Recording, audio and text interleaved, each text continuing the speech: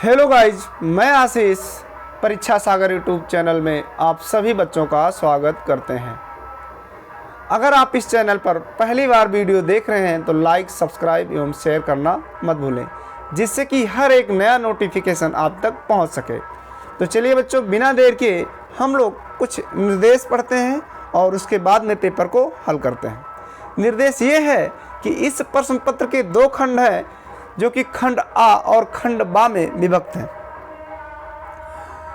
खंड आ में एक अंक के 20 बहुविकल्पीय प्रश्न हैं, जिनके उत्तर OMR उत्तर पत्रक पर आपको देने हैं। कहां देने हैं? OMR उत्तर पत्रक। खंड आ के प्रत्येक प्रश्न का निर्देश, खंड आ के प्रत्येक प्रश्न का निर्देश पढ़कर केवल प्रदत्त OMR उत्तर पत्रक पर ही उत्तर दें। OMR उत्तर पत्रक पर उत्तर देने के बाद यानी पश्चात यानी बाद उसे नहीं काटें तथा इरेजर एवं व्हाइटनर का प्रयोग न करें। ये मना है, आपको ऐसा नहीं करना है। प्रश्न के अंक सम्मुख अंकित हैं। जो प्रश्न है उसके सामने उसका अंक अंकित है कि ये प्रश्न कितने अंक का है। उसके बाद में क्या है? खंड बा में 50 अंक के वर्णनात्मक प्रश्न है। 50 अंक के वर्णनात्मक प्रश्न है। खंड बा में सभी प्रश्नों के उत्तर एक साथ ही करें। प्रथम प्रश्न से आरंभ कीजिए तथा अंतिम प्रश्न तक करते जाइए। जो प्रश्न ना आता हो उस पर आप बेकार समय नष्ट ना कीजिए। अब हम लोग केवल पहले क्या करेंगे? 1 से 20 तक के प्रश्नों को हल करेंगे, जिसके उत्तर आपको कहाँ देने हैं? OMR उत्तर पत्रक पर। तो चलिए बच्चों, बिना देर किए हम लोग शुरू करते हैं। खंड आ हल कर लेते हैं। पहला प्रश्न है आपका, आचार्य रामचंद्र शुक्ल किस युग के लेखक हैं? आचार्य रामचंद्र शुक्ल किस युग के लेखक हैं? तो आप क्या बताओगे? इसमें आपका सही है ऑप्शन आ, शुक्ल युग। उसके बाद में आपका गबन की विधा है। क्या पूछ रहा है आपसे? गबन की विधा है। बहुत अच्छा चीज पूछ रहा है। इसका सही उत्तर होगा उपन्यास। गबन क्या है? एक उपन्यास है, मुंशी प्रेमचंद जी का है, आपको पता होगा। सही उत्तर होगा ऑप्शन नंबर सा। कंकाल के लेखक हैं। देखिए, कंकाल के लेखक पूछ रहा है आपसे क्वेश्चन नंबर 3 में। तो इसका सही उत्तर होगा कंकाल के लेखक ऑप्शन नंबर बा, जयशंकर प्रसाद। क्या होगा? ऑप्शन नंबर बा, जयशंकर प्रसाद। कलम का सिपाही कृति है, यानी कलम का सिपाही किसकी रचना है? तो क्या बताओगे आप लोग? सही उत्तर होगा ऑप्शन नंबर द, अमृत राय की। शुक्ल युग की समयावधि है। आपसे पूछा जा रहा है शुक्ल युग की समयावधि है, कब तक है? बताइए। 1919 से 1938 तक। क्या है? ऑप्शन बा, 1919 से 1938। उसके बाद में आपका है क्वेश्चन नंबर 6, प्रश्न 6 है, 6 है, साकेत रचना है। सबको पता होगा। सही उत्तर जाएगा ऑप्शन नंबर दा के साथ, मैथिली शरण गुप्त जी। उसके बाद में आपका है महादेवी वर्मा कवित्री हैं। तो छायावाद युग की सबको पता होगा, ऑप्शन नंबर सा, यानी 7वें का ऑप्शन सा सही होगा। क्या होगा? छायावाद युग। गंगा लहरी आपसे पूछ रहा है, गंगा लहरी किसकी रचना है? कितना अच्छा क्वेश्चन सा है। गंगा लहरी यानी 8 का आ होगा, ऑप्शन नंबर आ।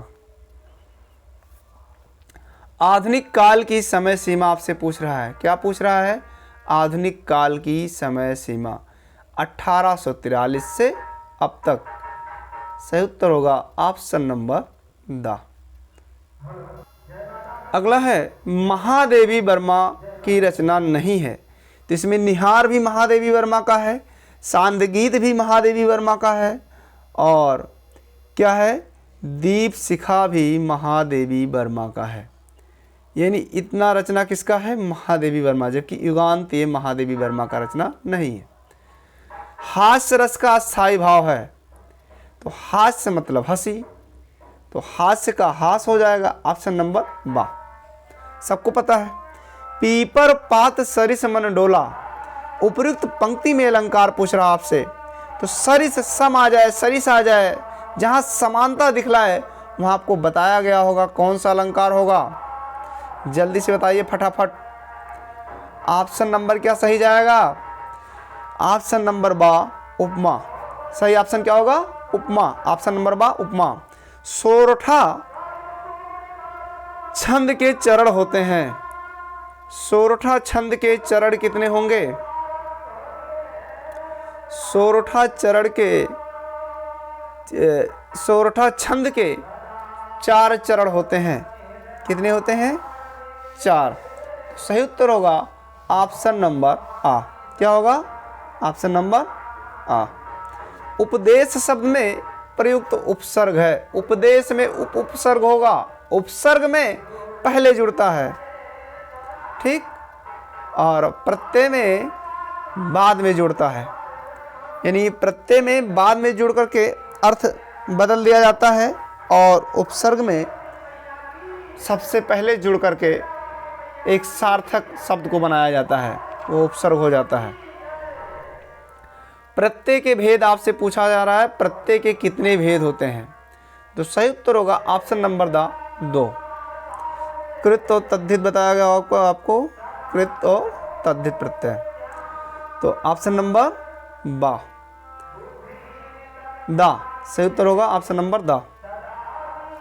सॉरी बच्चों, हानि लाभ में समास है। हानि लाभ में समास है। सही उत्तर होगा ऑप्शन नंबर आ द्वंद्व। जहाँ दोनों पद प्रधान हो वहाँ द्वंद्व समास होगा। और आपके लिए एक छोटा सा ट्रिक है कि बीच में क्या रहेगा? ऐसे माइनस का निशान, डैश, इसको योजक चिन्ह बोला जाता है। अगर योजक चिन्ह बीच में आ जाए तो समझिए द्वंद्व समास होगा। उसके बाद में है मछली का पर्यायवाची है। मछली का पर्यायवाची है तो क्या है? मीन। ऑप्शन नंबर बा। यद्यप में कौन सी संधि है? यानी यड़ संधि। जहाँ आधा अक्षर आ जाए, देखिए आधा दा इसी में है और पूरा दा भी है। यद्यप, यद्यप में क्या होगा? यड़ संधि। यड़ संधि का नियम आपको बताया गया है। मधु शब्द का द्वितीय विभक्ति बहुवचन रूप है। यानी मधु शब्द का द्वितीय विभक्ति बहुवचन रूप है। तो आपको पता होगा मधु शब्द का द्वितीय विभक्ति बहुवचन क्या होता है। क्या पूछा गया है? मधु शब्द का द्वितीय विभक्ति बहुवचन। तो सही उत्तर क्या होगा आपका? जल्दी से बताइए। सही उत्तर होगा ऑप्शन नंबर द मधुन।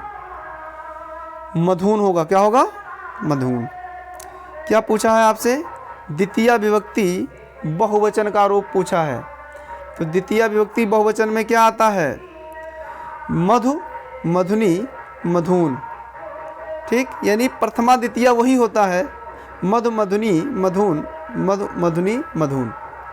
तो ये बहुवचन पूछ रहा है, द्वितीय विभक्ति में बहुवचन। उसके बाद में पठेताम धातु का वचन एवं पुरुष है। यानी पठेताम, पठे, पठेताम, पठेऊ। पठेऊ क्या हो गया आपका? बहुवचन। पठे क्या हो गया? एक वचन। और पठेताम क्या हो गया? द्विवचन। तो ऑप्शन नंबर आ और सा तो गया, क्योंकि इसमें एक वचन बहुवचन दिखाया जा रहा है, ये गया आपका, यानी ये गलत है। और बचा क्या? ऑप्शन बा और ऑप्शन दा। क्या बचा है? ऑप्शन बा और ऑप्शन दा।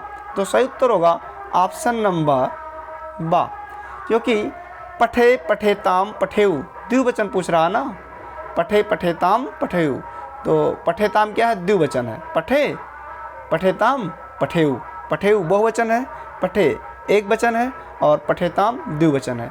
तो सही उत्तर होगा ऑप्शन नंबर बा। क्या?